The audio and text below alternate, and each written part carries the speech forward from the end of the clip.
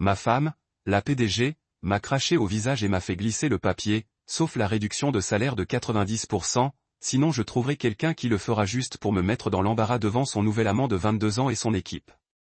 J'ai besoin de 20 heures, ai-je dit calmement. Ce soir-là, j'ai appelé le principal concurrent de l'entreprise. Il s'est avéré qu'eux aussi m'attendaient. Vous savez, on dit qu'on ne voit jamais le coup de grâce venir. Eh bien, je ne l'ai certainement pas vu. J'étais là, assis dans notre salle de réunion en acajou chez Argon-Venture, la même salle où Cassandra et moi rêvions de changer le monde. À l'époque, nous étions des jeunes de 20 ans fauchés, avec rien d'autre que de l'ambition et du café bon marché. 15 ans plus tard, cette même salle ressemblait à un tribunal, et j'étais sur le point d'être condamné. La matinée avait commencé normalement. J'allais prendre mon café noir habituel au café du hall, échanger des politesses avec Maria à la réception et franchir les portes vitrées de l'entreprise. Nous avons bâti notre entreprise de toutes pièces. Du moins, c'est ce que je croyais encore bêtement. Sur la porte de mon bureau, il était encore écrit « cofondatrice et directrice de la stratégie ». Mais bon sang, ce n'était que des mots sur du cuivre à ce stade. J'aurais dû me douter que quelque chose clochait en entrant dans la salle de réunion et en voyant les 12 chefs de service déjà assis. D'habitude, ces réunions stratégiques trimestrielles se résumaient à Cassandra, moi-même et peut-être 3 cadres supérieurs.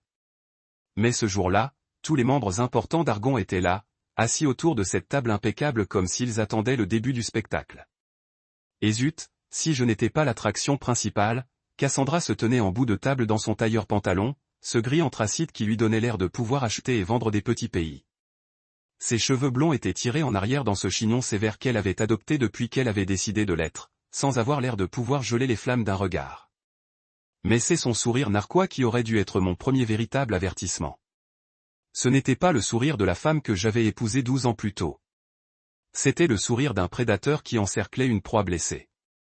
Et là, juste à côté d'elle, comme un accessoire de créateur, se tenait Tran, 22 ans, fraîchement sorti d'une école de commerce, avec des cheveux bruns parfaitement coiffés et une mâchoire qui avait probablement coûté une fortune à l'assurance de son père en orthodontie. Conseiller en stratégie. Mon cul. Tout le monde dans cette salle savait exactement quel genre de conseil il donnait, et ça ne se passait certainement pas dans une salle de conférence. Merci d'être avec nous, dit Cassandra, sa voix emplie de cette fausse douceur qu'elle utilisait lorsqu'elle s'apprêtait à lâcher une bombe. Je sais que c'est inhabituel de réunir tout le monde comme ça. Mais j'estimais important que toute notre équipe de direction soit témoin de cette conversation. Être témoin, pas participer, pas contribuer, témoigner. Comme si j'étais sur le point d'avouer un crime ou quelque chose comme ça. Je me suis tué et j'ai attendu. En affaires, comme au poker, le premier qui parle perd généralement. Mais Cassandra avait toujours été meilleure que moi pour décrypter les signes. Il faut qu'on discute de ta rémunération, poursuivit-elle en faisant lentement le tour de la table comme si elle donnait un cours. Le conseil d'administration a examiné les indicateurs de performance et, franchement, on ne voit pas le retour sur investissement attendu de ton poste actuel. La salle était si silencieuse qu'on entendait le bourdonnement de la climatisation. J'ai jeté un coup d'œil autour de moi, repéré des visages que je connaissais depuis des années. Des gens que j'avais embauchés, encadrés, aux côtés desquels j'avais combattu dans les tranchées quand on essayait de décrocher notre premier gros contrat. Maintenant, ils fixaient tous leurs mains ou leurs ordinateurs portables, n'importe où sauf moi. Que proposes-tu exactement ? Demandai-je d'une voix calme. Ne les laisse jamais voir ta transpiration. C'est ce que disait mon père. C'est laquelle l'a fait. Cassandra a fouillé dans la poche de son blazer et en a sorti une feuille pliée. Elle s'est approchée de moi, m'a regardé droit dans les yeux, et là, je jure devant Dieu, elle m'a craché au visage. Pas une goutte de salive à cause d'un enthousiasme excessif. Un crachat délibéré et calculé atterrit sur ma joue gauche et commença à couler vers mon col. Toute la salle retint son souffle. Je sentais 12 paires d'yeux qui m'observaient, attendant ma réaction. Allais-je exploser? Sortir en trombe? L'attraper par les épaules et lui demander ce qui était arrivé à la femme avec qui j'avais bâti ma vie? Au lieu de cela, je fouillai dans la poche de ma veste, en sortis mon mouchoir, le bleu marine à mes initiales que Cassandra m'avait offert pour notre 5e anniversaire, et m'essuyai calmement le visage. Je repliai le mouchoir, le remis dans ma poche et levai les yeux vers elle comme si elle venait de me tendre une tasse de café. Elle fit glisser le papier sur la table cirée. Il atterrit juste devant moi dans un léger murmure, plus fort qu'un coup de feu. Accepte la réduction de salaire de 90%. Ou je trouverai quelqu'un qui le fera, dit-elle d'une voix juste assez forte pour que tout le monde l'entende clairement. Tu as jusqu'à demain matin pour décider. 90%. De 250 000 $ par an à 25 000 $. Ce n'était pas une baisse de salaire. C'était un rituel d'humiliation. C'était sa façon de me dire que je valais moins que le gars qui nous livrait nos commandes. J'ai déplié le papier et lu les conditions. Tout était légal et en règle, signé par le conseil d'administration, sous la signature de l'avocat de l'entreprise. Tout était dans les règles, sauf le passage où ma femme venait de me traiter comme un objet qu'elle aurait gratté de sa chaussure devant toute notre équipe de direction. Tran rayonnait presque à côté d'elle. Ce petit sourire suffisant jouait au coin de ses lèvres comme s'il regardait son film préféré. Ce n'était pas seulement une question d'argent ou de stratégie commerciale. C'était personnel. Cassandra s'assurait que tout le monde dans la pièce sache exactement où je me situais dans la nouvelle hiérarchie. J'ai besoin de 20 heures, ai-je dit doucement en pliant le papier et en le glissant dans la poche de ma veste à côté du mouchoir. 20 heures, a-t-elle acquiescé. Pas une minute de plus. Je me suis levé, j'ai rajusté ma cravate et j'ai regardé une dernière fois autour de moi. Ces gens, Maria des RH, Jenkins des opérations, Sarah du marketing, avaient tous travaillé avec moi pendant des années. Certains devaient leur carrière à mes recommandations. Industrie. J'ai jeté un coup d'œil à ma montre. L'après-midi m'était éloigné de moi. Donnez-moi 5 minutes de plus, ai-je dit à Maria. Quand elle a fermé la porte, Cassandra se levait déjà. Je devrais y aller, dit-elle. Je ne voulais pas prendre autant de ta journée, Cassandra, dis-je en cherchant son sac à main. Elle s'arrêta, me regardant. Que sont-tu vas faire maintenant? Je ne suis pas encore sûr. J'ai eu quelques offres, des travaux de consultation, des postes de direction intérimaire. Rien qui m'excite vraiment, mais rien qui paie les factures non plus. Elle a redressé ses épaules, et pendant un moment, j'ai vu un éclair de l'ancienne détermination. Je vais le comprendre. Je le fais toujours. Alors qu'elle se dirigeait vers la porte, elle s'arrêta et se retourna une fois de plus. Vous étiez toujours censé être plus que ce que je vous laisse, dit-elle tranquillement. Je suis désolé, il m'a fallu si longtemps pour voir ça. J'avais juste besoin de m'éloigner pour le réaliser, ai-je répondu. Après son départ, je me suis assis dans mon bureau pendant quelques minutes avant ma prochaine réunion, en pensant à la femme que j'avais épousée et à la femme qui vient de sortir ma porte. Ils étaient la même personne, mais aussi complètement différents. Le succès et la peur l'avaient transformé en quelqu'un que je reconnaissais à peine. Et l'échec l'avait apparemment repoussé en quelqu'un dont je me souvenais. C'était la dernière fois que nous avons parlé en personne. Et en quelque sorte, cela se sentait exactement. 1 an, c'est combien de temps il a fallu pour reconstruire tout ce que je pensais avoir perdu et découvrir des choses que je ne savais pas que je manquais. J'étais assis dans mon bureau à Velmontech, mais pas le même où Cassandra m'avait rendu visite 6 mois plus tôt. Jonas m'avait promu vice-président de la stratégie mondiale, qui est venu avec un passage au 31e étage et une vue qui vous a donné l'impression de voir le monde entier étalé en dessous de vous. Le soleil du matin passait à travers des fenêtres de sol au plafond, jetant tout dans cette lumière dorée qui fait que même le lundi matin, plein de possibilités. Le rapport trimestriel sur mon ordinateur portable a montré des chiffres qui auraient semblé impossibles il y a 1 an. Les revenus ont augmenté de 63% depuis que j'ai rejoint Velmont, et ma division à elle seule avait apporté 12 contrats majeurs qui valaient plus que l'intégralité de l'apport annuel d'Argon. Les scores de satisfaction des clients ont atteint des records qui ont fait en sorte que l'équipe de relations publiques de l'entreprise se précipite pour comprendre comment publier notre succès sans sonner comme si nous étions vantés. Mais la meilleure partie n'était pas l'argent ou la reconnaissance. C'était à quel point tout se sentait différent. Quand je suis entré dans les réunions des clients maintenant, je n'essayais pas de faire mes preuves ou justifier mon existence. Je résolvais simplement des problèmes pour les personnes qui me faisaient confiance pour fournir des résultats. Le travail était de nouveau pur, dépouillé de toutes les politiques de bureau et des batailles d'ego qui avaient empoisonné mes dernières années à Argon. Mon équipe avait également grandi. Malik était maintenant directeur des opérations de l'ensemble de la division internationale. Serena avait été promue analyste financier senior avec son propre personnel, et Léo construisait un département créatif qui attirait des talents d'agences de la ville. Nous devenions la division avec laquelle les autres départements voulaient collaborer, le groupe qui a rendu les emplois de chacun plus faciles au lieu de plus compliqués. Mais la véritable mesure du succès n'était pas professionnelle, c'était personnel. Zuri était en plein essor. L'arrangement de garde partagé avec Cassandra s'était installé dans un rythme qui a réellement fonctionné pour tout le monde. Les jours de semaine avec moi, les week-ends avec sa maman, les vacances en alternance et plus de transferts de tension où notre fille a dû naviguer dans le champ de mine émotionnel entre ses parents. Elle devenait des adroites à l'école, avait fait l'équipe de football sélectionnée, et surtout, elle semblait vraiment heureuse. La semaine dernière, elle avait demandé si elle pouvait amener son amie Jessica pour dîner. Quand j'avais dit oui, elle m'avait regardé avec surprise.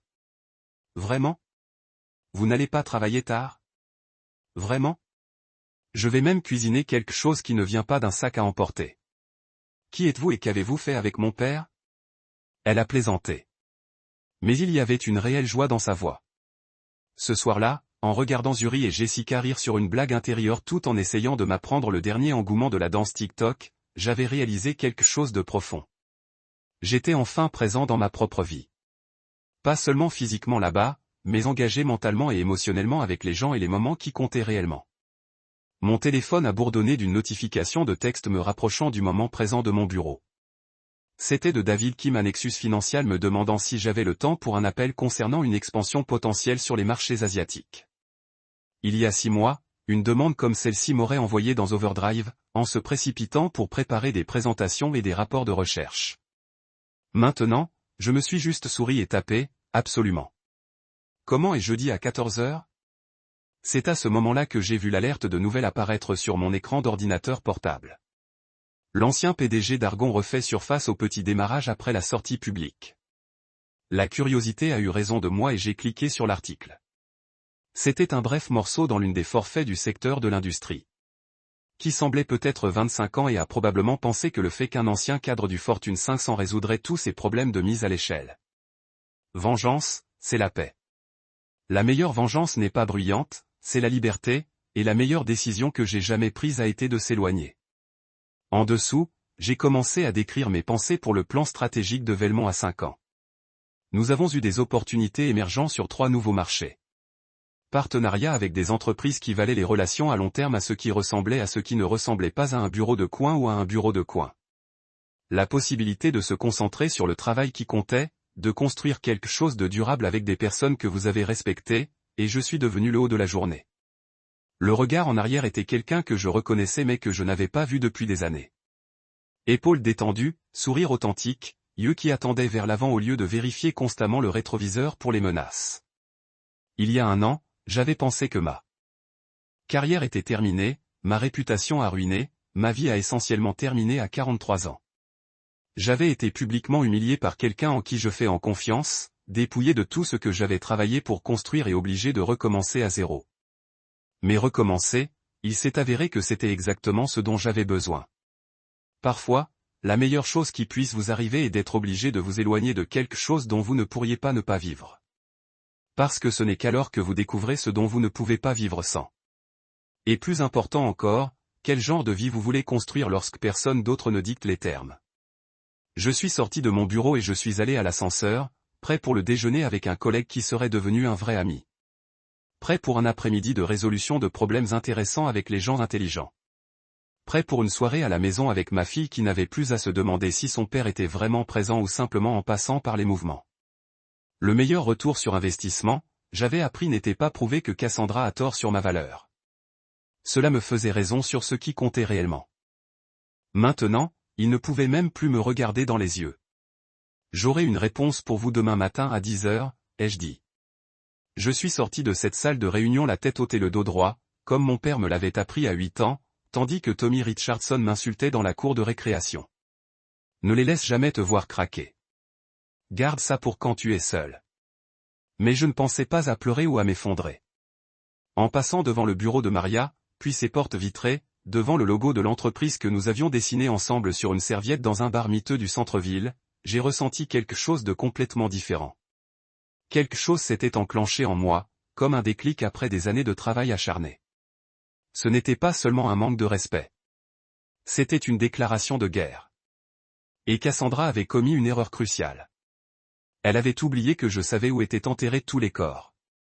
Je suis resté assis dans ma voiture, dans le parking, Dieu sait combien de temps après être sorti de cette salle de réunion.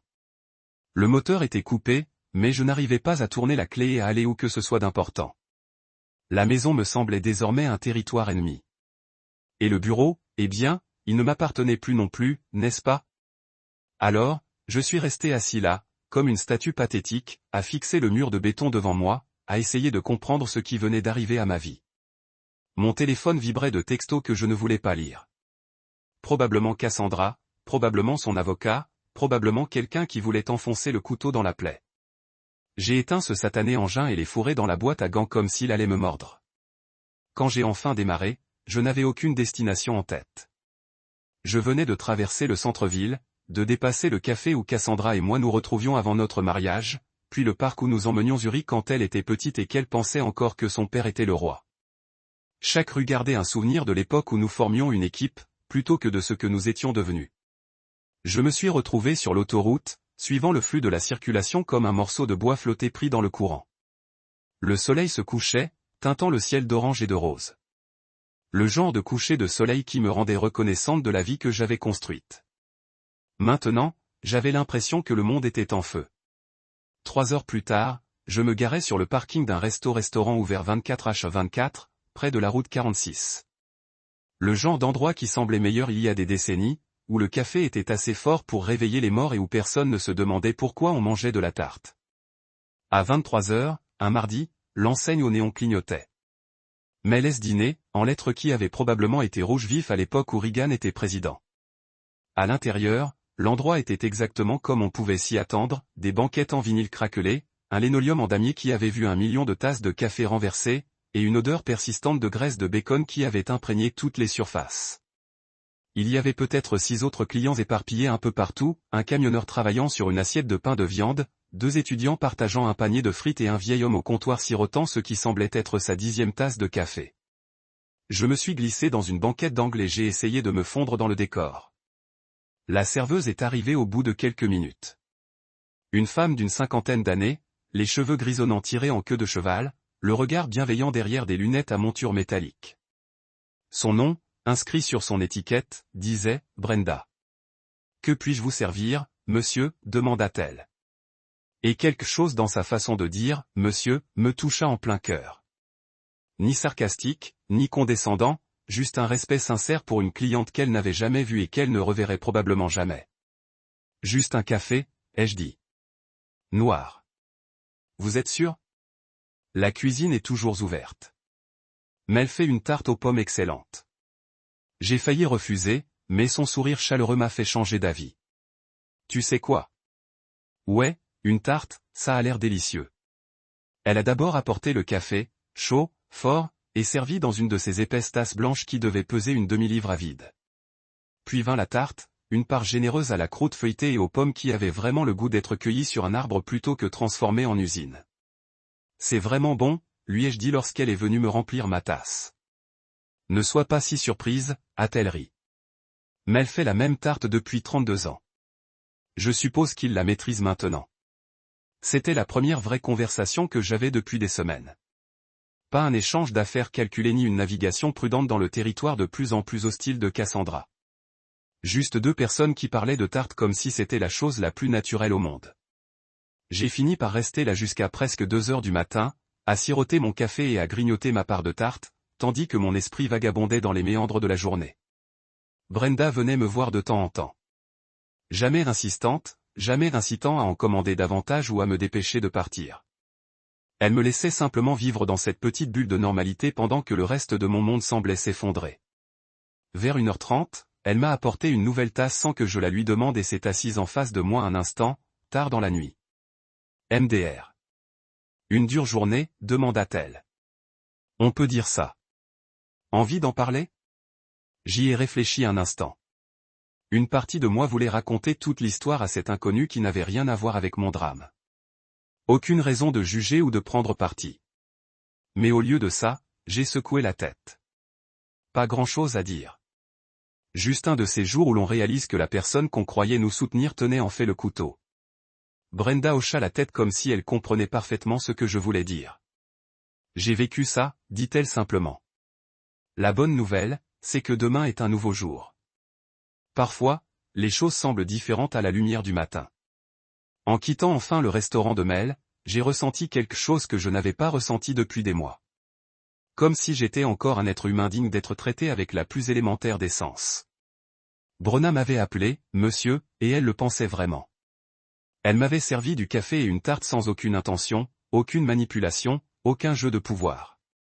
Pendant 3 heures, j'avais été un simple client parmi d'autres, pas un fardeau à gérer, ni un obstacle à éliminer. Je suis rentré chez moi dans l'obscurité du petit matin. Mais je ne suis pas entré.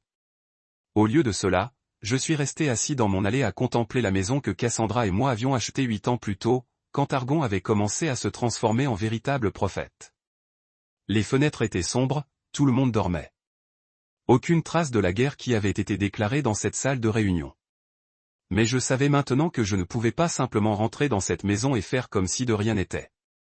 Cassandra avait fait son choix, tracé ses lignes de bataille. La question était, qu'allais-je faire à ce sujet? Ce soir-là, assis dans mon allée à 3 heures du matin, j'ai pris ma première vraie décision depuis le début de ce cauchemar. Je n'allais pas me défendre bruyamment et avec fracas. J'allais me lever silencieusement et sans crier gare. 3 heures du matin, c'est à ce moment-là que désespoir et lucidité ont tendance à se heurter d'une manière qui change tout. J'étais toujours assis dans mon allée, moteur coupé, à fixer les fenêtres sombres de ce qui m'était autrefois familier. La maison semblait paisible. Une maison coloniale blanche avec des volets noirs, une pelouse impeccablement entretenue que notre paysagiste Miguel entretenait impeccablement. De l'extérieur, nous ressemblions au rêve américain. De l'intérieur, nous ressemblions plutôt à un accident de voiture au ralenti. Mon téléphone vibrait par intermittence depuis la boîte à gants où je l'avais fourré des heures plus tôt. Cassandra se demandait probablement où j'étais. Mais la connaissant, elle était probablement trop occupée à célébrer son petit jeu de pouvoir avec Wondertran pour remarquer que je n'étais pas rentré. L'idée de les voir ensemble me retourna l'estomac, mais plus de jalousie, mais de quelque chose de plus froid, de plus calculateur. Je récupérai le téléphone et parcourus les appels et les SMS manqués. 3 de Cassandra, toutes des variantes de « Où es-tu » et « Il faut qu'on parle ». 2 de mon avocate, probablement pour discuter des implications juridiques du document qu'elle avait glissé sur la table. Et un d'un numéro que je ne connaissais pas, que j'ignorais. Puis-je arrêter de faire défiler et fixer un contact que je n'avais pas appelé depuis plus de 2 ans. Jonas Herrera. Jonas. Mince, je n'avais pas pensé à lui depuis des mois, mais soudain, son nom me parut comme une bouée de sauvetage lancée à un homme en train de se noyer. On avait une histoire, la bonne. Je l'avais embauché comme analyste junior il y a environ 6 ans, alors qu'il venait tout juste de quitter Northwestern. Tout en énergie et en talent brut. Le gamin était vif comme l'éclair, il pouvait déceler des schémas et des données que la plupart des professionnels chevronnés manquaient. Je l'avais pris sous mon aile, je lui avais appris à lire entre les lignes et les rapports financiers, à repérer les opportunités que d'autres laissaient passer. Quand Velmontech avait tenté de le débaucher il y a 3 ans avec une offre de vice-président des opérations, j'étais extrêmement fier. J'avais rédigé sa lettre de recommandation moi-même, et j'avais dit à leur PDG que Jonas était le genre de leader autour duquel on bâtit une entreprise. Il m'avait appelé avant d'accepter, me demandant si je pensais qu'il devrait accepter. Oh oui, je lui ai dit. Tu es prêt. Montre-leur de quoi tu es capable et montre-leur que lui, il l'a fait. Sous la direction de Jonas, Velmont était passé du statut de concurrent de taille moyenne à celui de menace sérieuse dans notre secteur. Ils avaient décroché 3 contrats majeurs qu'Argon convoitait, je le savais, dont cet énorme contrat de télécommunication avec Morrison Industries que Cassandra était encore furieuse d'avoir perdu. Ce qui rendait Jonas si spécial, ce n'était pas seulement son esprit d'analyse. C'était sa loyauté. Le jeune homme n'oubliait jamais d'où il venait ni qu'il avait aidé à y arriver. Tous les 2 ou 3 mois, il m'envoyait des articles qu'il pensait que je trouverais intéressants. Des analyses sectorielles, parfois juste un texto pour me demander comment ça se passait. J'avais toujours répondu, entretenant ce lien, même si nous étions techniquement concurrents. Plus important encore, je savais que Velmont avait essayé de me recruter à 2 reprises, une fois il y a environ 18 mois, lorsqu'ils développaient leur division de planification stratégique, et une autre fois 6 mois plus tôt, lorsqu'ils cherchaient quelqu'un pour diriger leurs nouvelles opérations sur la côte ouest. Les 2 fois, ils avaient utilisé Jonas comme intermédiaire pour sonder mon intérêt pour une conversation. Les 2 fois, j'avais refusé sans même avoir entendu l'offre. Fidélité à Cassandra, à Argon, à l'entreprise que nous avions bâtie ensemble. Quelle blague cela me semblait maintenant. Je fixais le nom de Jonas sur l'écran de mon téléphone. 3 heures du matin n'étaient pas vraiment des heures de bureau normales, mais Jonas avait toujours été un oiseau de nuit. À l'époque où il travaillait pour moi, certaines de ses meilleures idées lui venaient lors de ses séances nocturnes, lorsque le bureau était vide et qu'il pouvait vagabonder sans distraction. Avant même de pouvoir me remettre en question, j'ai appuyé sur « Appeler ». Une sonnerie, 2. Je m'attendais presque à tomber sur la messagerie. Quel genre de vice-président répond aux appels inconnus à 3 heures du matin? Mais à la 3e sonnerie, la voix familière de Jonas a retenti dans le haut-parleur. « Tiens, tiens, tiens », a-t-il dit, et j'ai pu entendre le sourire dans sa voix. Si ce n'est pas le mentor lui-même, je dois dire, 3 heures du matin, c'est un nouveau record pour toi. Comment sais-tu que c'était moi? Tu plaisantes? J'ai ton numéro enregistré comme patron depuis le jour où j'ai quitté Argon. En plus, l'identification de l'appelant existe, mon vieux. Il a ri.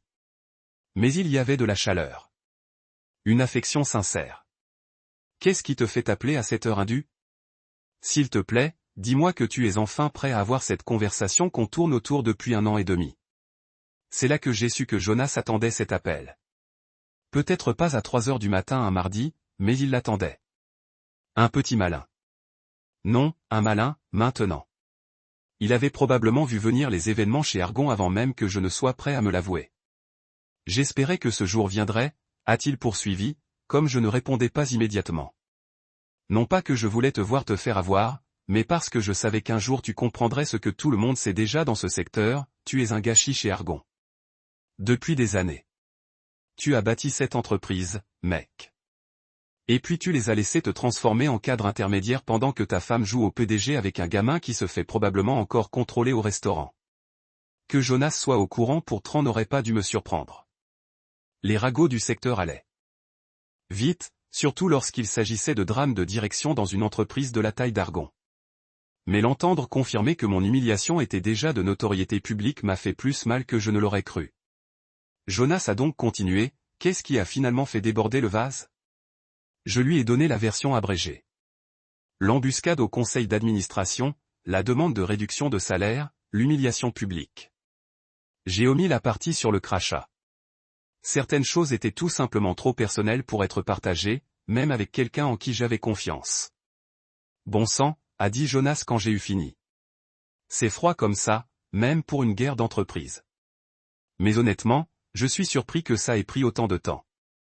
On dit que tu es bloqué depuis des mois. On dit. Allez. Tu sais comment ça marche. Les vendeurs parlent, les clients rament, les employés quittent le navire et racontent tout à leurs nouveaux employeurs. La moitié du secteur sait que Cassandra sape systématiquement ton autorité depuis qu'elle a commencé à coucher avec le conseiller en stratégie. C'était exposé en termes crus. Ma réputation professionnelle était déjà entachée et j'avais été trop fier ou trop naïf pour m'en rendre compte. Alors, que veux-tu faire? A demandé Jonas. J'ai levé les yeux vers les vitres sombres de Mage et pensé à Zuri dormant à l'étage, rêvant probablement de ce dont rêvent les enfants de 10 ans. Elle méritait mieux. Ça y est, tu parles. Tu peux me retrouver à 6 heures? 6 heures est arrivé plus vite que prévu. Mais bon sang, quand on est assis dans son allée toute la nuit à se raconter des scénarios, le temps passe bizarrement.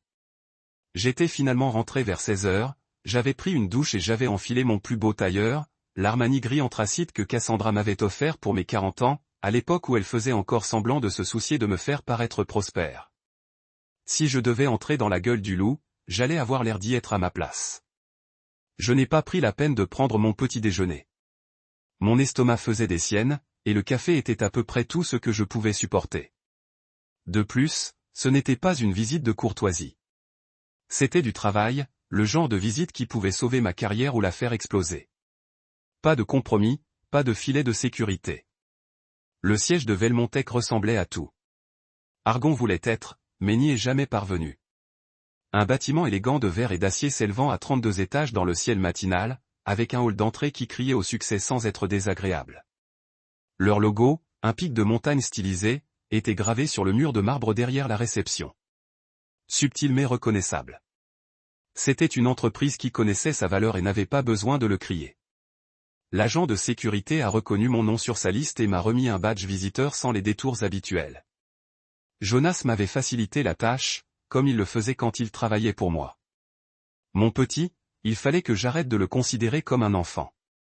J'avais toujours eu 3 coups d'avance sur tout le monde. L'ascenseur jusqu'au 28e étage m'a donné le temps de réfléchir à ce que je faisais vraiment ici. Il y a 12 heures, j'étais cofondateur et directeur de la stratégie d'une société de capital risque prospère. Maintenant, j'étais pratiquement un agent libre, sans emploi sauf au sens technique du terme, sur le point de négocier avec notre principal concurrent. Si Cassandra apprenait cette réunion, elle essaierait probablement de me poursuivre en justice pour espionnage industriel ou pour toute autre accusation que ses avocats pourraient imaginer. Mais voilà le problème avec le fond. Une fois qu'on l'a touché, il n'y a plus qu'à remonter. Et j'en avais assez d'avoir peur des avocats de Cassandra, de ses crises de colère ou de ses petits sourires suffisants et pathétiques de petits jouets. Jonas m'attendait lorsque les portes de l'ascenseur se sont ouvertes, ressemblant en tout point à un cadre prospère avec son costume bleu marine et sa cravate rouge. Il avait pris du volume depuis ses années d'analyste, et il se tenait avec cette assurance que l'on ressent lorsqu'on sait qu'on est bon dans ce qu'on fait. Mais lorsqu'il a souri et m'a tendu la main, j'ai vu des échos de ce jeune homme enthousiaste qui restait tard juste pour me questionner sur les tendances du marché. « Tu as une mine d'enfer », a-t-il dit avec un sourire. « Merci. Tu as l'air d'un vice-président. C'est marrant comme ça marche. » Il désigna une salle de conférence avec des baies vitrées donnant sur la ville. « Allez, parlons en privé. » La salle était impressionnante sans être intimidante. Une table en chêne poli, des chaises en cuir qui coûtaient probablement plus cher que le loyer mensuel de la plupart des gens, et une vue qui donnait l'impression d'être au sommet du monde. Jonas ferma la porte et activa une sorte de paravent qui dépolissait les parois de verre. Quel que soit le sujet de notre conversation, il voulait s'assurer que cela reste entre nous. « Du café ?» demanda-t-il en désignant un chariot de service qui semblait sortir tout droit d'un hôtel 5 étoiles. Noir, à réveiller les morts. Il versa 2 tasses et m'en tendit une. Le café était parfait, riche, onctueux, avec juste ce qu'il fallait de mordant pour me rappeler que j'étais en vie. Tout chez Velmont semblait être une subtile amélioration par rapport à ce à quoi j'étais habitué chez Argon. C'est ce que dit Jonas en s'installant dans son fauteuil et en me fixant de ce regard analytique que je me souvenais de nos anciennes séances de brainstorming. Avant de passer aux choses sérieuses, je dois poser la question évidente. Êtes-vous vraiment libre d'avoir cette conversation ou allons-nous nous retrouver dans un cauchemar juridique à cause des clauses de non-concurrence? Je n'ai pas pu m'empêcher de rire. Vous savez ce qui est drôle? Cassandra a laissé expirer ma clause de non-concurrence l'année dernière. Apparemment, elle était tellement sûre que je ne partirais jamais qu'elle n'a même pas pris la peine de la renouveler. Ses avocats sont probablement eux-mêmes en ce moment, à supposer qu'ils aient compris où j'en suis. Les yeux de Jonas brillèrent comme un matin de Noël. Vous me dites que la femme qui vient d'essayer de réduire votre salaire de 90% a oublié de vous enfermer légalement? Ironique, non. Le PDG, qui est soi-disant bien plus intelligent que moi, a commis une erreur de débutant que n'importe quel étudiant en droit de première année aurait remarqué. Mon Dieu, marmonna Jonas en secouant la tête. On dirait qu'elle voulait que tu partes. Il fouilla dans un porte-documents en cuir et en sortit un dossier en papier craft d'une épaisseur suspecte. Bon, dans ce cas, parlons-en. À propos de votre avenir. Nous observons votre situation chez Argon depuis des mois, attendant le bon moment pour vous recontacter. Le drame du conseil d'administration d'hier n'a fait qu'accélérer notre calendrier. J'ai haussé un sourcil. Vous en avez déjà entendu parler? Vous plaisantez? La moitié du secteur en a entendu parler. Sarah Martinez de Morrison Industries m'a appelé personnellement ce matin pour me demander si nous allions vous faire une offre. Apparemment, elle n'est pas ravie de travailler avec Cassandra maintenant que vous n'êtes plus impliqué dans la gestion des comptes. Ça m'a pris au vif. Sarah et moi avions élaboré ensemble la stratégie d'expansion de Morrison pendant 6 mois de conférences téléphoniques nocturnes et de séances stratégiques le week-end. Si elle envisageait déjà de quitter Argon Service, le plan de force de Cassandra allait coûter à l'entreprise bien plus cher que mon salaire. Jonas a fait glisser le dossier sur la table. Voici ce que nous sommes prêts à offrir. Je l'ai ouvert et j'ai senti mes sourcils se froncer. La page de titre indiquait « Directeur principal de l'expansion mondiale, rémunération et structure du capital ». En dessous, un montant de salaire qui a fait mon ton salaire actuel ressemble à de la petite monnaie. Triple ton salaire réduit, dit Jonas, regarde mon visage. Plein pouvoir sur le développement international, votre propre équipe et un ensemble d'avantages sociaux incluant des stocks options liés au contrat que vous intégrez. De plus, nous abondons vos cotisations 401K jusqu'à 15% et vous offrons une voiture de fonction. J'ai feuilleté les pages, scrutant les détails. Une assurance maladie qui couvrait tout, des semaines de congés payés, et une structure de primes de performance qui pouvait potentiellement doubler mon salaire de base si j'atteignais certains objectifs. C'était tout ce que j'essayais de négocier chez Argon depuis 3 ans, servi sur un plateau d'argent. Jonas a ajouté une dernière chose en sortant un autre document. Il s'agit de notre accord de non-concurrence standard de 2 ans, mais avec une particularité, il exempte spécifiquement Argon Venture de la liste des sociétés soumises à restriction. J'ai levé les yeux vers lui et lui ai signifié que si tu veux te mesurer à l'entreprise de ton ex-femme et lui voler tous ses clients, on ne t'en empêchera pas. En fait, on compte dessus. L'offre était tout ce que j'aurais pu espérer, et même plus. Respect, autonomie, sécurité financière et opportunité. Pour prouver que Cassandra avait commis la plus grosse erreur de sa vie professionnelle. Il ne me restait plus qu'à signer et à mettre fin à 15 ans de travail avec la femme que j'avais aimée. J'ai pris le stylo que Jonas avait posé à côté du dossier. Des questions ? A-t-il demandé. Une seule. Quand est-ce que je commence ? Et lundi ? J'ai signé mon nom d'un geste théâtral, chaque lettre ressemblant à un petit acte de rébellion. Lorsque j'ai rendu le document à Jonas, il souriait comme un requin qui vient d'apercevoir un banc de poissons. Bienvenue à Velmontech, a-t-il dit. Ça va être amusant. En sortant de ce bâtiment avec une lettre d'offre signée dans la poche de ma veste, j'ai ressenti quelque chose que je n'avais pas ressenti depuis des mois. De l'espoir, non seulement pour ma carrière, mais aussi pour ma dignité, mon amour-propre et ma capacité à montrer à ma fille à quoi ça ressemble quand quelqu'un refuse de rester à terre. Cassandra pensait m'avoir mis échec et mat. Elle ignorait totalement que le jeu ne faisait que commencer. Le lendemain matin, ce fut différent. Pas seulement parce que j'avais à peine dormi ou parce que j'avais une lettre d'offre signée de Velmont qui me brûlait la poche de ma veste. C'était différent parce que, pour la première fois depuis des mois, je n'entrais pas chez Argon Venture en victime. J'entrais en homme qui savait exactement ce qu'il valait et où il allait. Il partait. J'avais choisi ma tenue avec soin. Le costume bleu marine que Cassandra et moi avions acheté ensemble lors de nos pitchs avec nos premiers investisseurs majeurs, 7 ans auparavant. À l'époque, nous formions une équipe, complétant les phrases et les présentations de l'autre, s'attaquant aux clients potentiels comme si nous l'avions toujours fait. Le costume avait été notre porte-bonheur. L'armure que nous portions pour projeter une confiance que nous n'éprouvions pas encore. Maintenant, il ressemblait à un uniforme pour un autre type de combat.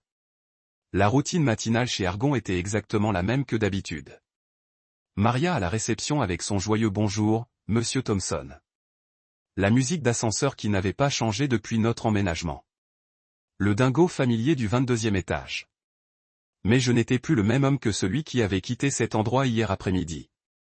Hier, j'étais quelqu'un qui pouvait être humilié publiquement et dont on attendait qu'il se laisse faire. Aujourd'hui, j'étais quelqu'un avec des options. Je suis passé devant mon bureau, mon ancien bureau en fait, sans m'arrêter. La plaque signalétique avait déjà disparu. J'ai remarqué l'efficacité, comme toujours. Nos installations. L'équipe avait probablement reçu l'ordre de Cassandra d'effacer toute trace de moi avant même que je prenne ma décision concernant cette ridicule réduction de salaire. La porte de son bureau était fermée, ce qui signifiait qu'elle était soit en communication, soit en réunion stratégique avec Tran. J'ai frappé une fois et suis entré sans attendre la permission. Après 15 ans passés ensemble, professionnellement et personnellement, je me suis dit que j'avais gagné le droit d'éviter les formalités. Cassandra était assise derrière son bureau, toujours en mode puissance, les cheveux tirés en arrière et ses lunettes de lecture sur le nez. Elle a levé les yeux du document qu'elle examinait, et j'ai vu quelque chose vaciller sur son visage. De la surprise, peut-être, ou de l'agacement de ne pas m'avoir invité. « Tu es en avance ?» a-t-elle dit en jetant un coup d'œil à sa montre. « Je pensais que tu aurais besoin de 20 heures pour prendre une décision aussi difficile. » Finalement, ce n'était pas si difficile. J'ai fouillé dans la poche de ma veste et j'ai sorti l'enveloppe préparée le matin même. Du papier blanc, ma lettre de démission, dactylographiée sur du papier à en-tête officiel, datée et signée. Je l'ai déposée sur son bureau avec la même précision qu'elle avait utilisée pour faire glisser ce document de réduction de salaire sur la table du conseil. Ma démission, ai-je simplement dit. Elle a fixé l'enveloppe un long moment, comme si elle risquait d'exploser si elle la touchait. Puis elle a levé les yeux vers moi avec cette expression calculatrice que j'avais appris à reconnaître au fil des ans. Celle qui signifiait qu'elle essayait de comprendre mon point de vue, ma faiblesse, ma prochaine action. « Tu t'enfuis ?» a-t-elle demandé en se renversant dans son fauteuil avec un sourire narquois qui n'atteignait pas tout à fait ses yeux. « Non », ai-je répondu. « Je me porte volontaire. » C'est alors que j'ai sorti le deuxième document, la lettre d'offre signée de Velmontech. Je ne la lui ai pas tendue, je l'ai juste brandie pour qu'elle puisse voir l'entête, le sceau officiel, l'inimitable le poids d'une réelle opportunité. Ses yeux s'écarquillèrent tandis qu'elle analysait ce qu'elle voyait. Le sourire narquois disparut complètement, remplacé par quelque chose que je n'avais pas vu sur le visage de Cassandra depuis des années. Un véritable choc. « Tu ne peux pas, dit-elle. » Et pour la première fois depuis le début de ce cauchemar, sa voix portait une note d'incertitude. « En fait, je peux. Tu as oublié quelque chose d'important en planifiant ton petit coup au conseil d'administration hier. » De quoi parles-tu ? Ma clause de non-concurrence. Celle que tu as laissée expirer l'année dernière parce que tu étais tellement persuadé que je n'aurais jamais le courage de partir. J'ai remis la lettre d'offre dans ma veste. Il s'avère que tes avocats ne sont pas aussi consciencieux que tu le pensais. Son visage se vida de ses couleurs lorsque les implications la frappèrent. Elle attrapa son téléphone et se mit à faire défiler frénétiquement les informations, cherchant probablement le numéro de son avocat, mais je savais qu'elle n'y trouverait aucun recours juridique. Jonas et moi avions été consciencieux. C'était hermétique. C'est alors que la porte du bureau s'ouvrit et que Tran entra, 2 tasses de café à la main, arborant la même expression suffisante qu'il avait eue la veille au conseil. Il riait de quelque chose, probablement une blague entre lui et sa maîtresse plus âgée, complètement inconscient de la tension ambiante. « Bonjour, ma belle », dit-il à Cassandra, puis il me remarqua debout. Son sourire s'estompa légèrement. « Oh, salut, chef. Je ne m'attendais pas à vous voir si tôt. »« Chef. » Le petit condescendant m'a même appelé chef comme si j'étais un agent de sécurité vieillissant qu'il pouvait congédier avec une fausse amabilité. En fait, j'ai dit que je partais définitivement. Je me suis retourné vers Cassandra, qui fixait toujours ma lettre de démission comme si elle contenait les codes de lancement nucléaire. Vous savez ce qui est drôle ? J'ai continué, hier, tu m'as demandé d'accepter de gagner 25 000 $ par an. Aujourd'hui, quelqu'un d'autre a décidé que je valais 3 fois plus que ce que je gagnais ici, avec des capitaux propres et une autorité totale sur une division qui va concurrencer directement tout ce que tu as construit. La tasse de café de Tran s'est arrêtée à mi-chemin de sa bouche. Attendez, que se passe-t-il ? Que se passe-t-il ? J'ai dit, c'est ta copine qui vient d'apprendre la différence entre un coup d'échec et un coup de dame. Elle pensait être maligne en me mettant dans une impasse, mais en réalité, elle n'a fait que me rappeler que je suis trop bon pour cet endroit. Je me suis dirigé vers la porte, puis je me suis arrêté et je me suis retourné une dernière fois. Oh, et Cassandra, tu devrais peut-être appeler Sarah Martinez de Morrison Industries. J'ai le sentiment qu'elle va se poser des questions sur la continuité de la gestion de ses comptes maintenant que la personne qui a élaboré sa stratégie d'expansion ne sera plus là pour la mettre en œuvre. Je pouvais voir la panique commencer à s'insinuer dans ses yeux lorsqu'elle a compris qu'il ne s'agissait pas seulement de me perdre. C'était comme perdre tout ce que j'avais à apporter. Les relations, le savoir-faire institutionnel, la confiance des clients, impossible à remplacer par des présentations PowerPoint et des slogans NBA. Tran nous observait tour à tour comme s'il regardait un match de tennis. Il commençait enfin à comprendre que son petit tour d'honneur d'hier était prématuré. On ne peut pas abandonner tout ce qu'on a construit ensemble, dit Cassandra. Et pendant un instant, j'ai entendu l'écho de la femme que j'avais épousée. Celle qui croyait que nous étions plus forts ensemble que séparément. On n'a pas construit ça ensemble, répondis-je. Je l'ai construit et tu l'as pris. Il y a une différence. Je sortis de ce bureau, croisant les visages stupéfaits dans le couloir qui avaient probablement entendu au moins une partie de notre conversation. Je croisai Maria à la réception, qui semblait vouloir dire quelque chose sans savoir quoi, et je pris l'ascenseur qui allait m'éloigner définitivement d'Argonventure. Alors que les portes se refermaient, j'ai aperçu Tran dans le bureau de Cassandra, son café oublié, gesticulant follement tandis qu'elle était figée derrière son bureau, ma lettre de démission toujours fermée devant elle. Aucun d'eux ne riait plus. On dit que les nouvelles vont vite dans le monde des affaires, mais je n'avais aucune idée de la vitesse à laquelle elles allaient se faire entendre jusqu'à ce que mon téléphone se mette à vibrer avant même d'avoir atteint ma voiture dans le parking. Le premier SMS provenait d'Angela Rodriguez d'Orion Motor, alors que je digérais encore ce qui venait de se passer dans le bureau de Cassandra. Appris par la rumeur, tu as quitté Argon. Appelle-moi dès que tu auras l'occasion. On devrait parler. Ensuite, Isaac de Forêt-Tailly, est-il vrai que tu ne travailles plus chez Argon? Nous avons des opportunités qui pourraient t'intéresser. Le temps d'atteindre ma voiture, j'avais reçu 6 messages de différents contacts du secteur, tous sur le même thème. La nouvelle se répandait déjà que j'avais quitté l'entreprise que j'avais contribué à bâtir, et les gens se manifestaient comme des vautours autour d'un animal fraîchement écrasé. Sauf que dans ce cas précis, ils ont vu une opportunité plutôt qu'une opportunité. Le plus drôle, c'est que je n'en avais contacté aucun. Je n'avais rien publié sur LinkedIn, ni envoyé d'annonce ni de mail de réseautage. Pourtant, 1 heure après avoir quitté les bureaux d'Argon, la moitié de mon réseau professionnel savait que j'étais disponible. C'est là que j'ai compris. Dans ce milieu, la loyauté ne dépend pas des entreprises ni des titres. Elle dépend des personnes. Et apparemment, plus de gens avaient prêté attention à mes contributions chez Argon, je m'en suis rendu compte. J'ai filé directement à Velmontech où Jonas m'attendait avec un sourire qui aurait pu illuminer le bâtiment pendant une semaine. Comment ça s'est passé, m'a-t-il demandé en entrant dans son bureau. Mieux que prévu. Cassandra avait l'air d'avoir été informée que Noël était annulé. Je parie. Et en parlant de bonnes nouvelles, ton bureau est déjà installé au 26e étage. Bureau d'angle, vue sur la ville, et tout. De plus, j'ai passé quelques coups de fil ce matin, et il semble que nous aurons de nombreuses occasions de mettre tes compétences à profit. Jonas m'a tendu une tasse de cet excellent café et m'a désigné une chaise en face de son bureau. Madison Pierce de Lucretia Data m'a appelé il y a une vingtaine de minutes. Apparemment, elle travaille avec Argon sur une stratégie d'expansion commerciale, mais elle n'est pas ravie de la tournure que prennent les choses depuis ta mise à l'écart.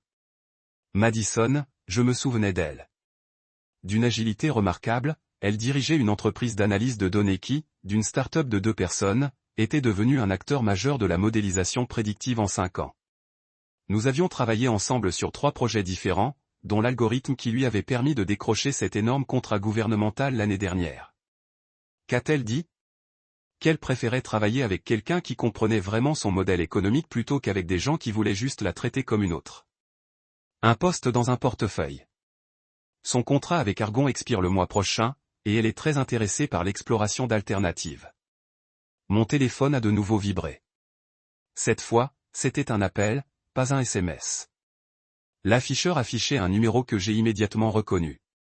David Kim de Nexus Financial. Tu devrais probablement prendre ça, a dit Jonas en remarquant que je regardais le téléphone. David, ai-je répondu. Comment vont les affaires? Tout allait bien jusqu'à ce que j'apprenne que tu n'étais plus chez Argon, a-t-il dit d'une voix familière dans le haut-parleur. S'il te plaît, dis-moi que les rumeurs sont fausses. David et moi avions travaillé ensemble pendant près de 3 ans, développant la stratégie d'investissement qui avait permis à Nexus de s'implanter sur les marchés européens. C'était un homme de la vieille école, le genre de type qui croyait aux accords faciles et aux relations à long terme plutôt qu'aux présentations tape à accent grave-l'œil et aux rapports trimestriels. Ça dépend des rumeurs que vous avez entendues. Celle où Cassandra a perdu la tête et vous a poussé dehors. J'ai jeté un coup d'œil à Jonas, qui essayait de ne pas paraître trop intéressé par ma conversation tout en étant visiblement suspendu à chaque mot.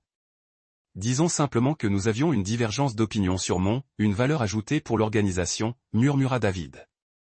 Cette femme va faire couler cette entreprise sans toi. Écoute, j'ai une question à te poser et j'ai besoin d'une réponse directe. Tu comptes rester dans le secteur? En effet. Je viens de signer chez Velmontech ce matin. Il y a eu un silence à l'autre bout du fil. Velmont, l'équipe de Jonas Herrera, exactement pareil. Eh bien, tant pis. Dans ce cas, il faut qu'on organise une réunion. Je suis presque en train de sauter sur sa chaise. C'est encore mieux que ce que j'espérais, dit-il. On pensait qu'il faudrait au moins 6 mois pour développer ta clientèle. À ce rythme-là, tu seras complet d'ici la fin de la semaine. Au cours des heures suivantes, les appels et les messages ont continué d'affluer. Certains venaient de clients Argon existants qui s'inquiétaient de la continuité de leur projet. d'autres d'entreprises avec lesquelles j'avais déjà travaillé et qui y voyaient une opportunité de renouer le contact. Quelques-uns venaient de concurrents qui souhaitaient explorer des possibilités de partenariat maintenant que je n'étais plus lié aux accords d'exclusivité d'Argon. À l'heure du déjeuner, Jonas avait réuni une petite équipe pour m'aider à prendre mes nouvelles fonctions. Il y avait d'abord Malik Johnson, mon ancien chef de projet chez Argon, parti 6 mois plus tôt, frustré par le style de micro-gestion de Cassandra. Il travaillait comme consultant indépendant, mais Jonas l'a convaincu de me rejoindre à temps plein comme directeur adjoint. J'espérais vraiment que ce jour arriverait, a déclaré Malik en entrant dans mon nouveau bureau. Travailler pour Cassandra sans toi comme tampon, c'était comme naviguer dans un champ de mine les yeux bandés. Ensuite, il y avait Serena Walsh, du service financier, une brillante analyste qui avait été sous-utilisée dans son ancienne entreprise. Jonas l'avait recrutée spécifiquement pour soutenir ma division, sachant que les projets complexes d'expansion internationale dans lesquels je me spécialisais nécessitaient une personne capable de modéliser des scénarios financiers dans plusieurs devises et environnements réglementaires. Enfin, il y avait Léo Chan, un directeur créatif qui travaillait sur des stratégies de marketing numérique pour des startups technologiques. Il était plus jeune que nous tous, probablement fraîchement diplômé, mais son portfolio témoignait d'une pensée innovante qui pouvait nous aider à aborder les défis des clients sous des angles inattendus pour nos concurrents. Alors que nous étions tous réunis dans la salle de conférence pour une séance de stratégie improvisée, Jonas a demandé « Quelle est notre première action ?» J'ai regardé autour de la table ces 4 professionnels talentueux qui avaient choisi de miser leur carrière sur ma capacité à obtenir des résultats. C'était terriblement intimidant, mais aussi exaltant, comme je ne l'avais pas ressenti depuis des années. Nous allons faire quelque chose qu'Argon n'a jamais réussi à faire correctement. J'ai dit, nous allons nous concentrer sur la résolution des problèmes réels de nos clients au lieu de simplement essayer de leur vendre des services dont ils n'ont pas besoin. En 2 semaines, nous avons converti 3 grands comptes d'Argon à Velmont. Non pas par des tactiques commerciales agressives ou des prix cassés, mais simplement en démontrant que nous comprenions leurs activités mieux que quiconque sur le marché. L'empire de Cassandra commençait à se fissurer, et nous venions à peine de commencer. 3 mois, c'est tout ce qu'il a fallu pour que le château de cartes de Cassandra s'écroule. Je ne cherchais pas activement à détruire Argon. J'étais bien trop occupé à construire quelque chose de mieux chez Velmont pour perdre du temps à comploter ma revanche. Mais quand on enlève les fondations d'une structure, la gravité fait le reste. Le premier signe de difficulté est venu de Madison Pierce chez Lucretia Data. Elle avait officiellement résilié son contrat avec Argon et signé avec Velmont, apportant avec elle un projet de 2,3 millions de dollars sur lequel Cassandra comptait pour booster leurs chiffres trimestriels. Mais Madison ne s'est pas contentée de délocaliser son activité. Elle a commencé à discuter avec d'autres PDG de son réseau des raisons de son changement. C'est simple, a-t-elle dit à qui voulait l'entendre. J'ai besoin de partenaires qui comprennent mon secteur, pas de consultants qui traitent chaque client comme s'il vendait le même gadget. Argon avait ce genre de perspicacité. Aujourd'hui, ce n'est plus qu'une entreprise standard qui essaie d'appliquer des solutions génériques à des problèmes spécifiques. Ce genre de bouche à oreille toxique se propage rapidement dans notre secteur. En quelques semaines, 3 autres clients ont demandé des rendez-vous pour réévaluer leur partenariat stratégique. Le jargon d'entreprise cherchait un meilleur candidat. David Kim, de Nexus Financial, était le suivant. Son contrat avec Argon était bloqué pour 6 mois supplémentaires, mais il a trouvé une solution créative en engageant Velmont comme consultant secondaire sur un nouveau projet qui, techniquement, ne relevait pas de son contrat actuel. Le projet, d'une valeur de 1,8 million de dollars, était le genre d'expansion internationale de grande envergure qui allait générer des études de cas et des recommandations pour les années à venir. Mais le véritable préjudice ne résidait pas seulement dans les sommes dépensées. C'était la réputation. Dans un secteur fondé sur les relations et la confiance, perdre des clients clés envoie le message que quelque chose ne va pas fondamentalement dans votre activité. D'autres clients potentiels commencent à poser des questions. Les clients existants se demandent s'ils ne devraient pas chercher ailleurs. Les membres du personnel commencent à mettre à jour leur CV.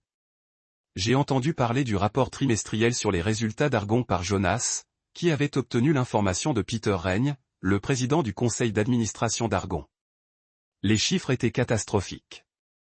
Un chiffre d'affaires en baisse de 18%, une fidélisation client au plus bas et des marges bénéficiaires qui faisaient passer leur action pour une valeur marchande en devenir. Cassandra a essayé de faire tourner les choses en bourrique lors de la conférence téléphonique avec les investisseurs. Je n'ai pas écouté l'intégralité de l'information, mais Jonas m'en a fait écouter les points saillants lors d'un déjeuner dans ce restaurant italien près des bureaux de Velmont. Volatilité des marchés, répétait-elle sans cesse, période d'ajustement temporaire, repositionnement stratégique pour une croissance à long terme. Tous ces mots à la mode que les dirigeants utilisent pour expliquer leurs erreurs sans les admettre. Mais les investisseurs n'y croyaient pas. Les membres du conseil d'administration non plus. Je l'ai bien compris, car Peter Rein m'a appelé directement un jeudi soir alors que j'examinais des propositions d'expansion dans mon nouveau bureau. Qu'a-t-elle fait? A-t-il demandé sans plaisanterie ni bavardage. Peter avait toujours été direct.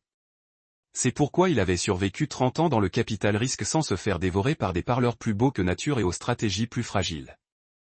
Elle avait oublié d'où venait la véritable valeur. Je lui ai parlé des clients qui venaient de parcourir les relations qui avaient permis de nouer ces liens.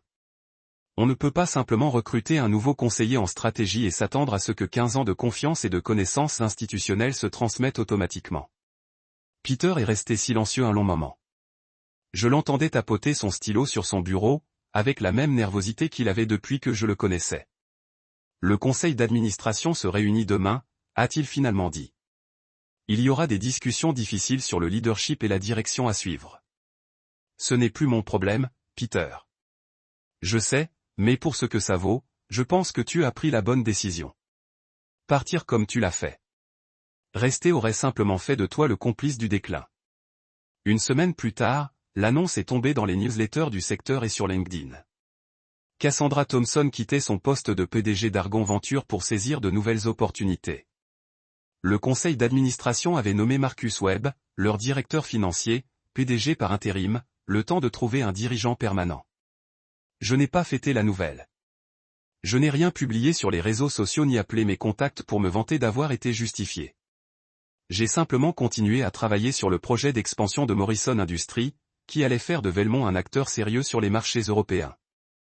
Mais j'ai fait une chose, j'ai envoyé des fleurs au nouveau PDG par intérim du conseil d'administration. Une simple composition de lisse blanc avec une carte sur laquelle était écrit « Concentrez-vous sur les gens, pas sur les gros titres ».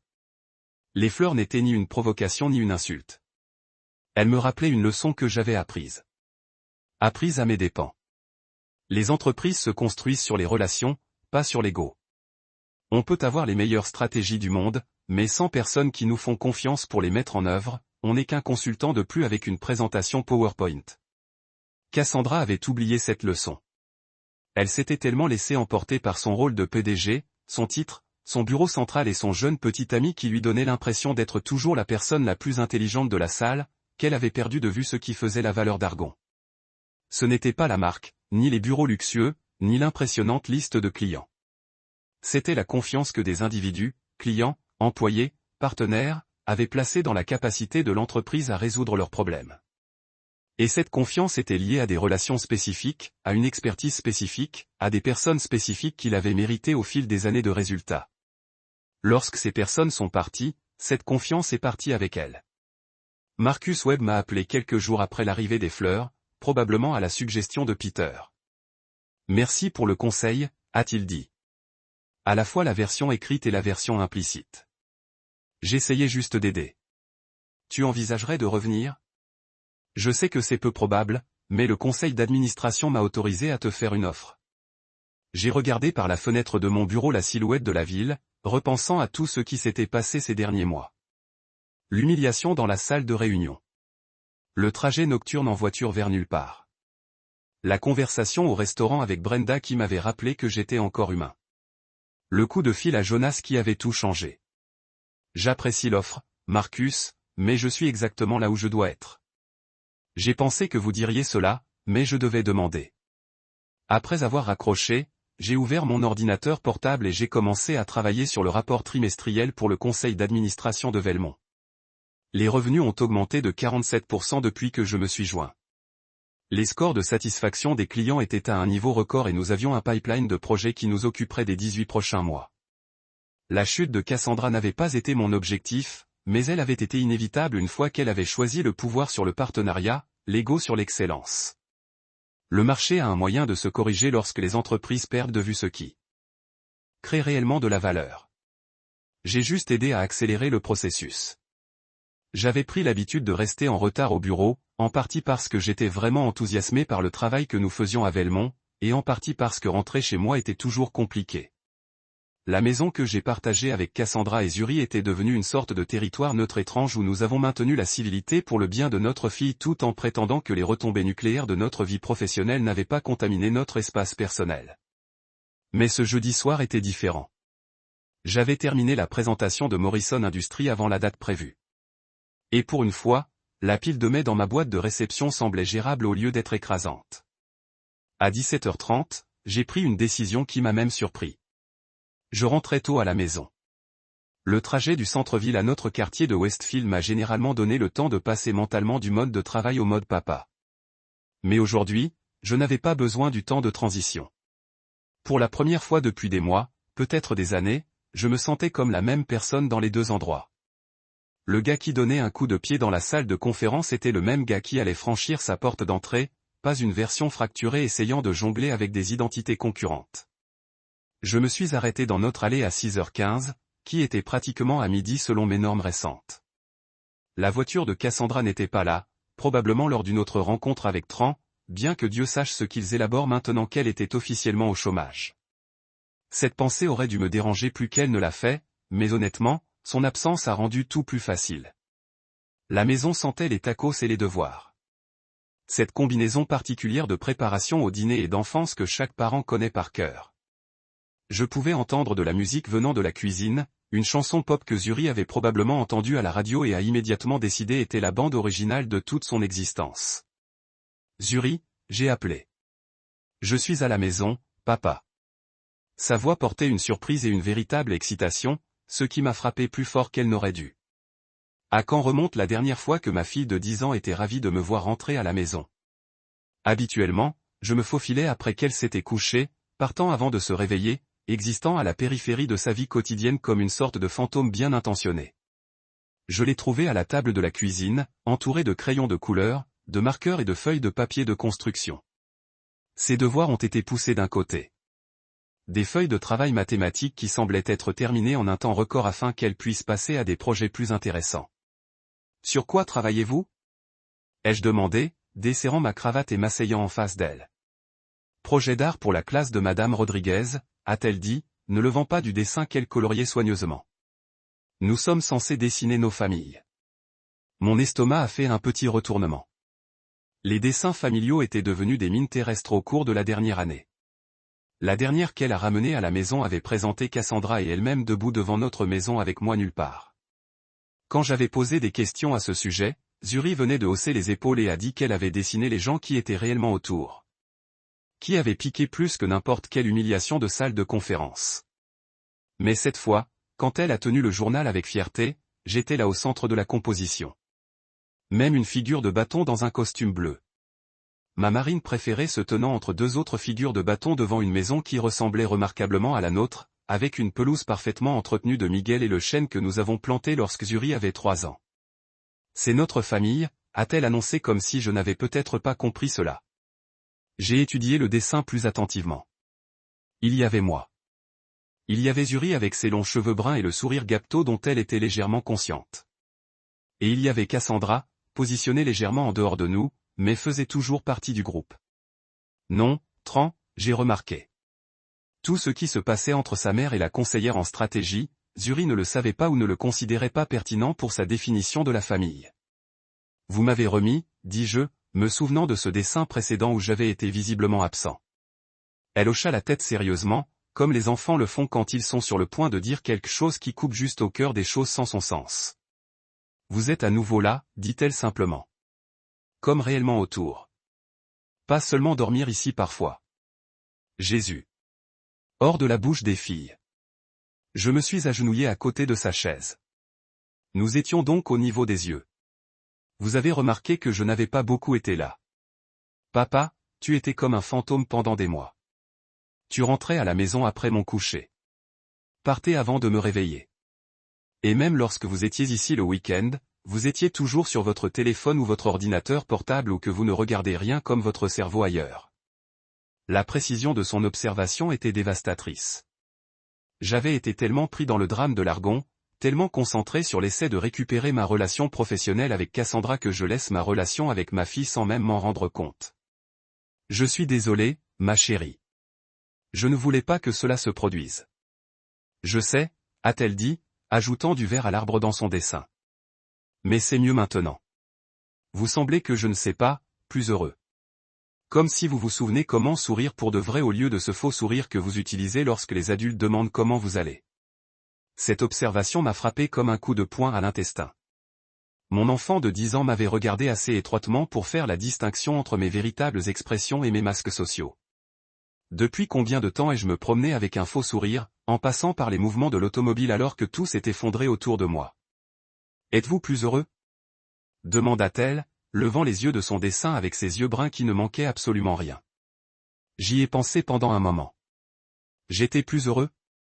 La plupart des gens pensaient que nous pensons que nous pensons que nous ne pensons pas à ce que nous ayons été en train de se consolider.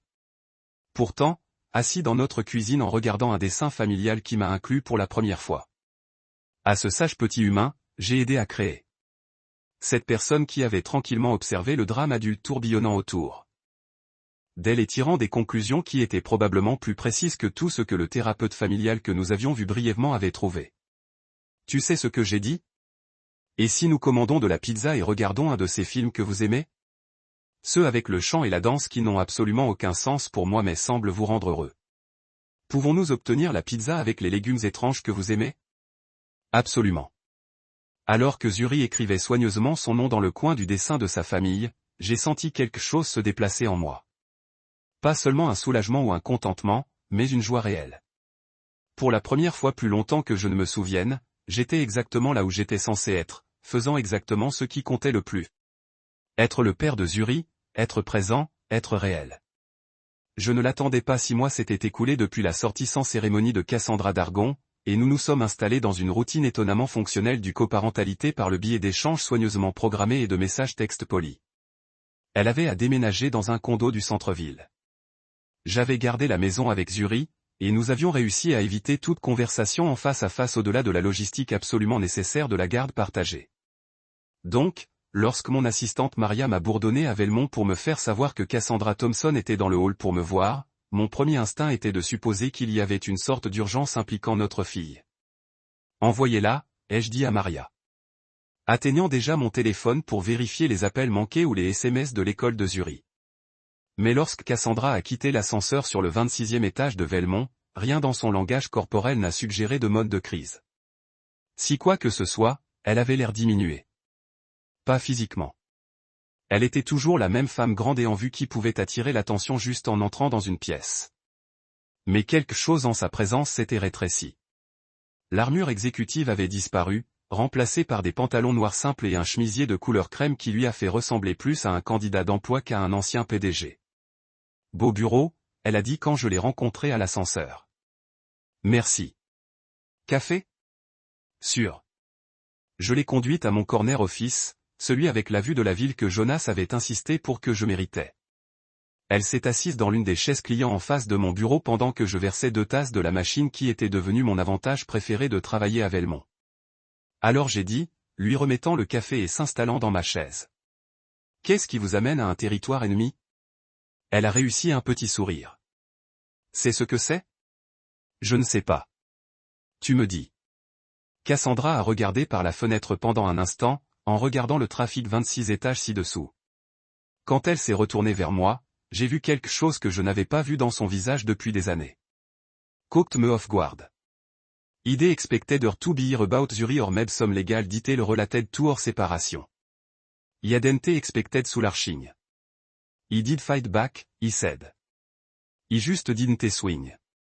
She frowned, trying to parse the distinction. What is the difference? Fighting back doesn't always mean hitting hard. Sometimes it means walking away from a fight you can't win and finding a better battlefield. But you could have made things difficult for me. We sat down my coffee cup and really looked at her. Cette conversation a ressenti surréaliste, comme discuter de la stratégie avec un ancien adversaire après la fin de la guerre et que tout le monde était rentré chez lui. Pourquoi voudrais-je détruire quelque chose que j'avais aidé à créer? Argon n'était pas seulement votre entreprise, Cassandra. C'était notre entreprise. Ce n'est pas parce que vous avez décidé de me pousser à l'extérieur que je voulais le voir brûler. Mais vous avez laissé partir les clients. Je ne les ai rien laissé faire. Ils ont fait leur propre choix en fonction de ce qu'ils jugeaient le mieux pour leur entreprise. Je n'ai jamais badmouth Argon, je n'ai jamais essayé de braconner personne, je n'ai même pas mentionné les détails de la raison pour laquelle je suis parti. Les gens ont tiré leurs propres conclusions. Elle était silencieuse pendant longtemps, tournant sa tasse de café en cercle lentement sur la table à côté de sa chaise. Vous avez toujours été le meilleur leader, dit-elle enfin. Je vois ça maintenant. L'admission était suspendue dans les airs entre nous comme un pont, aucun de nous n'était sûr que nous voulions traverser. Je n'essayais jamais de rivaliser avec vous pour le leadership, j'ai répondu. Nous étions censés être partenaires, mais je ne l'ai pas vu de cette façon, n'est-ce pas? Je l'ai vu comme un jeu de somme zéro où l'un de nous devait être en charge et l'autre a dû suivre. Pourquoi? J'ai demandé. Qu'est-ce qui a changé? Parce que nous n'avons pas commencé de cette façon. Rappelez-vous ces premiers jours où nous finissons les phrases et les réunions des clients de chacun. Lorsque nous restons debout jusqu'à 3 heures du matin pour travailler à travers des problèmes de stratégie parce que nous étions tous les deux tellement excités par ce que nous construisions. Son sourire était triste maintenant, teinté de quelque chose qui aurait pu être regret. J'ai eu peur, dit-elle. Le succès était enivrant, mais c'était aussi terrifiant. Chaque nouveau client, chaque expansion, chaque étape a augmenté les enjeux plus élevés. Et quelque part en cours de route, j'ai commencé à croire que je devais tout contrôler pour l'empêcher de s'effondrer, y compris moi, surtout vous. Parce que vous étiez la seule personne dont l'opinion comptait réellement pour moi, sur dont l'approbation j'avais construit ma confiance. Quand j'ai commencé à douter de moi-même, j'ai commencé à vous ressentir d'être la source de ma force au lieu de trouver le mien. Je n'avais jamais entendu Cassandra parler de ses insécurités si directement. Tout au long de notre mariage et de notre partenariat commercial, elle avait toujours prévu la confiance et certitude, même lorsque je pouvais sentir l'anxiété en dessous. Et Tran, elle en a ri de cela, bien qu'il n'y ait pas eu beaucoup d'humour dedans. Tran avait 22 ans et je pensais que j'étais brillant pour des raisons qui n'avaient rien à voir avec le sens des affaires réelles. Être autour de lui m'a fait me sentir puissant d'une manière qui ne m'a pas obligé à être compétent.